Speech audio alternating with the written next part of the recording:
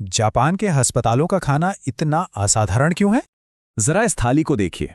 क्या लगता है, किसी फैंसी रेस्टोरेंट का खाना है या फिर किसी अस्पताल का? यकीन करना थोड़ा मुश्किल है ना? और बस यही सवाल आज हमारी पूरी बातचीत का सेंटर पॉइंट है। देखिए, ये मामला सिर्फ स्वाद का नहीं है। जापान में हॉस्पिटल का खाना ट्रीटमेंट का एक बहुत ज़रूरी हिस्सा माना जाता है। वहीं दूसरी तरफ दुनिया में कई जगहों पर इसे बस एक ज़रूरत समझकर नज़रअंदाज कर दिया जाता है। तो चलिए इसी बड़े फ़र्क को ज़रा और गहराई से समझते हैं। तो सबसे पहले ये समझते हैं कि आखिर जापान का सिस्टम इतना अलग है क्यों।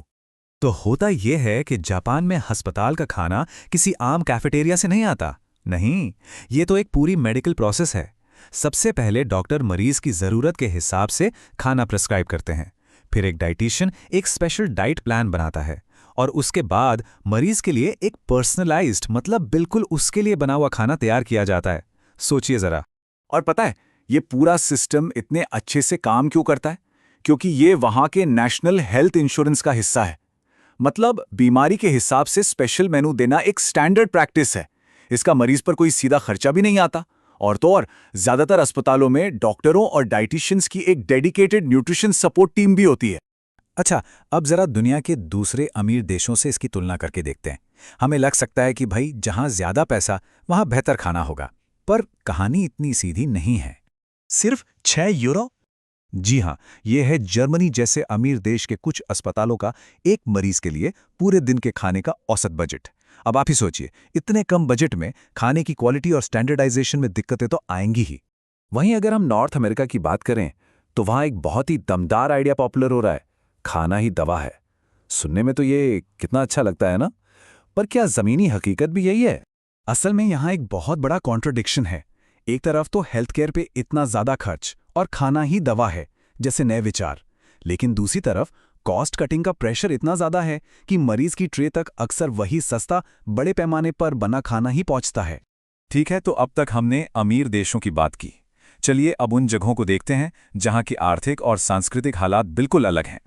एशिया और अफ्रीका के कई हिस्सों में क्या होता है कि अस्पताल बस बेसिक न्यूट्रिशन ही दे पाते हैं, तो ऐसे में मरीज के परिवार वालों को ही घर से खाना लाना पड़ता है। ये वहाँ के कल्चरल और सिस्टमिक दोनों तरह की सच्चाई है।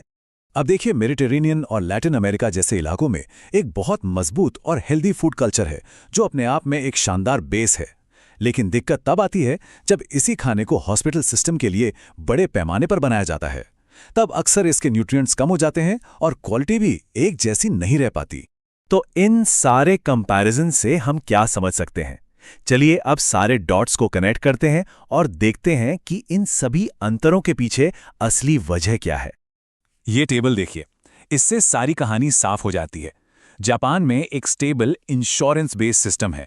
यूरोप और नॉर्थ अमेरिका में बजट का प्रेशर है और डेवलपिंग देशों में रिसोर्सेज की ही कमी है।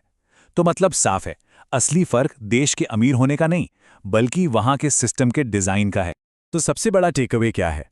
यही कि किसी देश की जीडीपी से ज्यादा जरूरी यह है कि उसका हेल्थ केयर सिस्टम डिजाइन कैसे किया गया है। जापान के इतने बेहतरीन होने का राज उसकी इकोनॉमी नहीं, बल्कि उसकी पॉलिसी और फिलॉसफी है। एक ऐसी फिलॉसफी जहां खाने को इंश्योरेंस के जरिए ट्रीटमेंट का हिस्सा बना दिया गया है। और एक अच्छी बात यह है कि अब धीरे धीरे पूरी दुनिया में खाने को इलाज की तरह देखने का ट्रेंड बढ़ रहा है। तो ये बात तो साफ है, अस्पताल का खाना सिर्फ खाना नहीं होता। ये एक आईना है, ये उस देश की हेल्थ प्रायोरिटीज को दिखाता है। तो असल सवाल ये है कि किसी भी देश के अस्पताल की थाली असल में क्या दिखाती है।